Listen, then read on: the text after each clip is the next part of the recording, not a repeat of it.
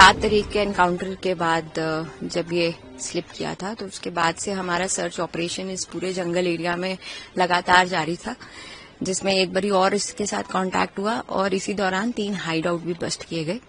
आज फिर एक स्पेसिफिक इनपुट आई हमारे पास 1 बजे के करीब, पटेतर गांव पड़ता है बिलावर में, वहां से कि ये घर में है और इसने कुछ सिविलियंस को हॉस्टेज भी बना रखा है। हमने अपनी पार्टी को इमीडिएटली वहां पे मूव किया और हमारे जो सीआरपीएफ और आर्मी थी वो भी हमारे साथ कॉर्डन के अंदर थी। फिर एक छोटी सी जेकेपी की जो हमारी पार्टी थी, उन्होंने एक बहुत ही बहादुरी का एग्जाम्पल सेट करते हुए उन्होंने पहले सिविलियंस को वहां से इवैक्यूएट किया और सीधा अंदर उस घर के अंदर पहुंच गए।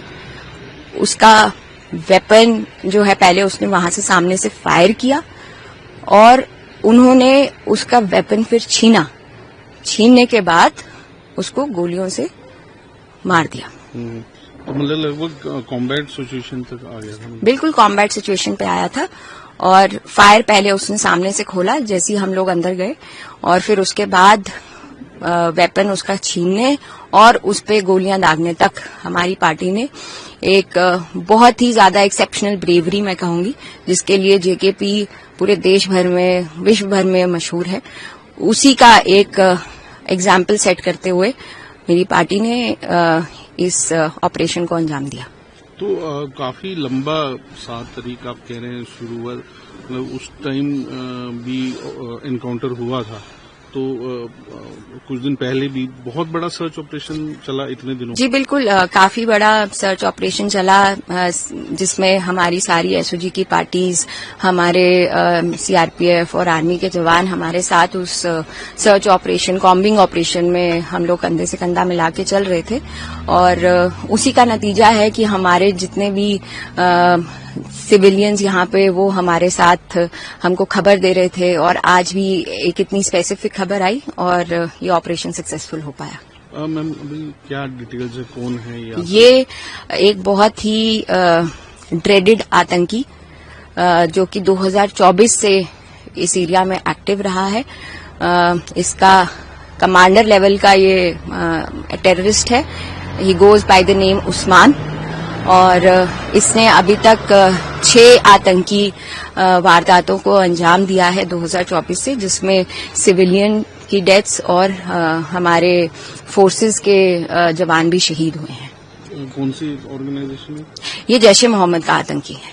तो मतलब ये पाकिस्तान से इन्फिल्ट्रेट? बिल्कुल पाकिस्तानी फॉरेन टेररिस्ट है ये। जैश ए मोहम्मद आतंकी संगठन के साथ ये ताल्लुक रखता है and he goes by the name Usman. Ma'am इतना दिन जिस तरह लगे तो कि कहाँ ये जंगल क्योंकि बहुत घना है, तो कितना एक मुशक्कत लगी, भाग ये लगभग ऑन द रन था। देखिए, तो जैसा कि आप पीछे देख ही सकते हैं कि यहाँ पे घना जंगल और बहुत सारे अंडर ग्रोथ यहाँ पे पेड़ों की बहुत ज्यादा है। जब मैं 7 तारीख को हाइड आउट पे भी पहुंची थी तो 5 मीटर की दूरी से भी इसका हाइड आउट नहीं दिख रहा था। मैं इतने पास पहुंच के भी वहां तक अपनी आंखों से देख पाना बहुत मुश्किल हो रहा था क्योंकि इतनी डेंस वेजिटेशन और फॉरेस्ट एरिया और सीधा स्टीप स्लोप, नीचे 80 डिग्री की स्टीप स्लोप वहां पे थी और हम लोग जब पहुंचे थे तो एकदम घिसटते हुए वहां पे पहुंचे। तो इसी तरीके का ये सारा टेरेन है, तो ये हमें काफी चैलेंजेस का सामना करना पड़ रहा था, बट हमें भरोसा था अपनी टीम पर कि ये आतंकी जरूर मारा जाएगा।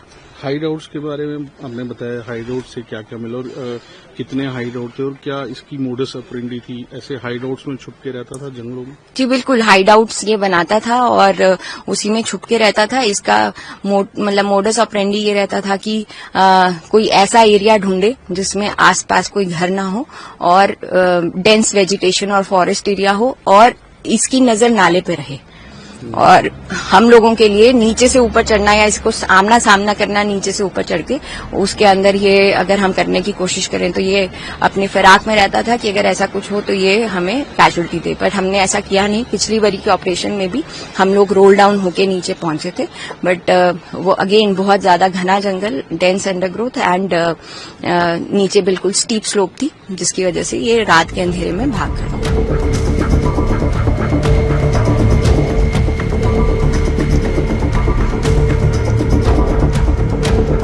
আমাদের ভিডিও ভালো লাগলে লাইক এবং শেয়ার করুন, কমেন্ট সেকশনে গিয়ে জানান আপনাদের মতামত।